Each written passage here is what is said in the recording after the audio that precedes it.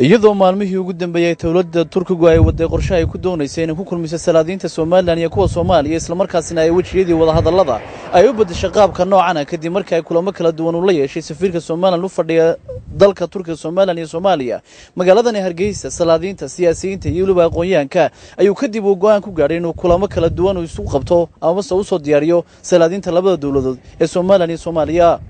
afayeenka salaadiinta Soomaaliland Yuusuf Xiiray oo saako hoon cable TV wax ka weydiiyay aragtidooda ku aadan salaadiinta bal inay ka qayb galayaan shirkaas iyo inaanay ka qayb galaynin ayaa waxa uu ku jawaabay waanu ka qayb galaynaa waanu soo dhaweynaynaa haddaanu madax dhaqameedka Soomaaliland nahay markay sidaa tahay annagu waxay soo gaadhay doorkii annagu aan maanta lahayn ninna uga habran mayno afar nin dalku waaftuunaan maayo ragale dhaqan madax dhaqameedku ma geli karayana nin walba naga sultaan dib noogu faylaya annagaana gal siiraaya naga waa madax sultaan ciraa naga sultaan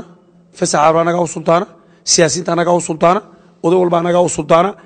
way nagu daba faylayaan waxaan eega dib dambe ugu daba fariisan mayno siyaasadda dalkan waxaan la huurinayay ee saa loo huurinayna banaanka la soo dhigaya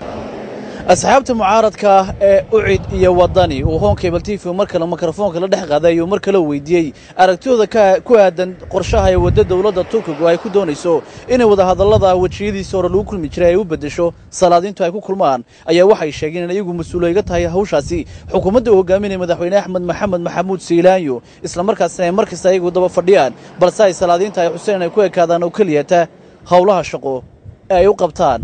ardayadooda kala duwan haddii uu caynka cidi leedahay waxay ka dhigan tahay Soomaaliland ma jirto xukuumadii ma jirto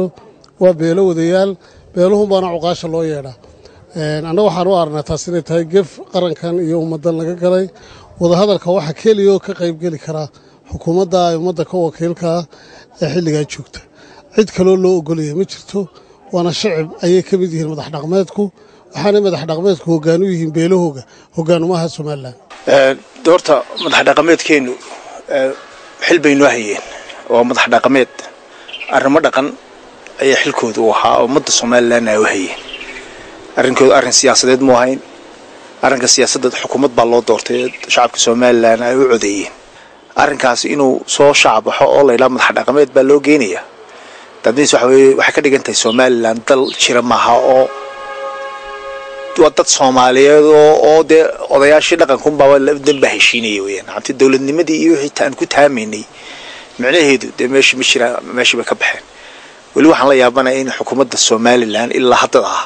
aanay wax eray ah aanay ka oran bariyahan wadarkiisayno kaabayaashii dhaqaale oo dhan ayaa la xubsiibay oo la wareejiyay waxaan maleeyaa wada hadalladii Soomaaliland waa la wareejiyay Maxamed Kuraase on Cable TV magaalada Hargeysa.